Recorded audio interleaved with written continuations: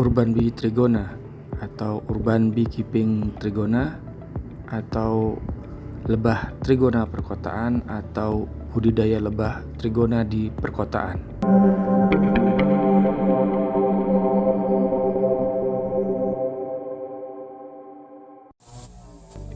Assalamualaikum warahmatullahi wabarakatuh.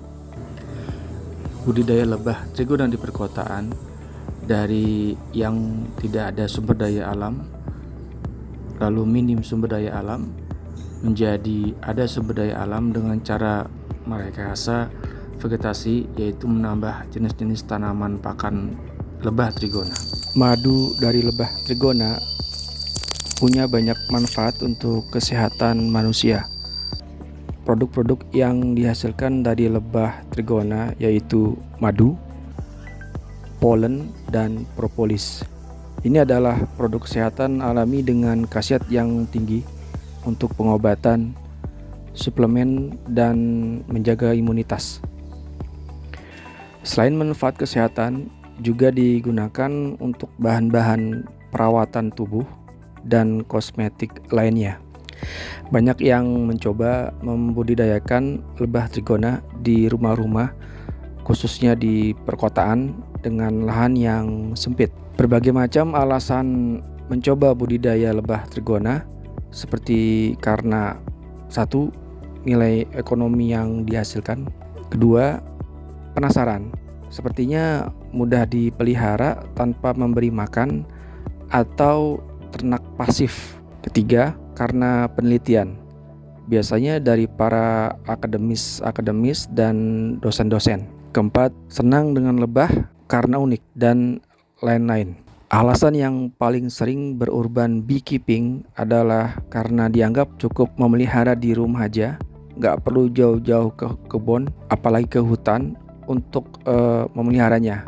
Dan nilai ekonomi yang tinggi dari produk-produk yang dihasilkan dari lebah trigona. Tapi sayangnya banyak yang mencobanya tanpa dilandasi dengan edukasi budidaya, pengetahuan budidaya, khususnya pada kondisi lingkungan sekitar dan kondisi vegetasi sekitar yang akan menjadi lokasi makanan lebah-lebah. Untuk diketahui bahwa lebah trigona adalah diantara ternak pasif, yang artinya hewan nggak perlu diberi makan oleh manusia setiap hari. Alam sekitar yang memberi makan para lebah berupa 3 unsur: nektar, polen, dan resin atau getah. Jika 3 unsur ini nggak lengkap, lebah trigona nggak bisa hidup seperti di lingkungan aslinya berasal. Beberapa lokasi urban beekeeping trigona yang pernah saya kunjungi punya banyak ragam kondisi. Pertama, ada yang sudah merintis tapi belum pernah meliput panen. Mungkin pernah dan nggak sempat diliput, atau saya sendiri yang ketinggalan informasinya. Kedua, ada yang sudah pernah meliput panen tapi keberadaannya nggak lama. Dan yang ketiga, ada yang sudah menyiapkan lokasi tapi belum ada koloni lebah trigona. Lokasi-lokasi urban beekeeping di sekitaran Jabodetabek ada yang pernah saya datangi dan ada yang belum pernah saya datangi, seperti 1. Joglo, Jakarta Barat. Kedua, Hutan Kota Srengseng, Jakarta Barat. Yang ketiga, Sangga Buana, Hutan Kali Pesanggerahan, Jakarta Selatan. Yang keempat, Komunitas Ciliwung di Condet. Yang kelima, Hutan Universitas Indonesia. Ini diprakarsai oleh Komunitas Tribi dan Fakultas Teknik Universitas Indonesia. Yang keenam, Universitas Islam Negeri Syarif Hidayatullah di Ciputat. Yang ketujuh, di Bekasi Utara di Babelan.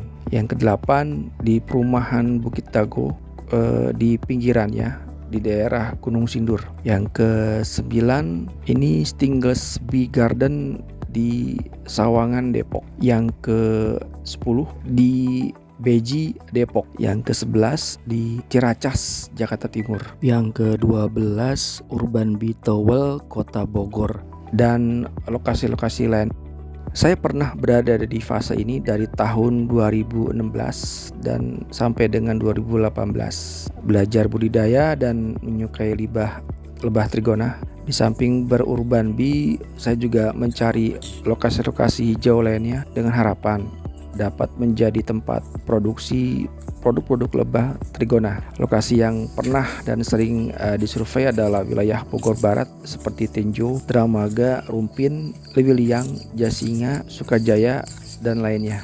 Saya juga pernah mencoba kerjasama dengan beberapa instansi sekitar Depok yang berlokasi di tempat yang cukup hijau dan luas, tapi akhirnya gagal dengan banyak alasan. Pertama, lokasinya ada di kebun bibit Dinas Kehutanan Cibubur, ditolak oleh pihak Dinas Kehutanan dengan banyak alasan. Yang kedua, di Sekolah Alam Indonesia, Studio Alam TVRI Depok, berdiskusi, bernego, tapi gagal karena banyak sekali yang harus saya penuhi. Telah dirasa cukup berurban bee dari 2016 sampai 2018, saya lanjut ke level produksi massal dengan mencari lokasi di Bogor Timur, di Jonggol sampai dengan sekarang. Alhamdulillah.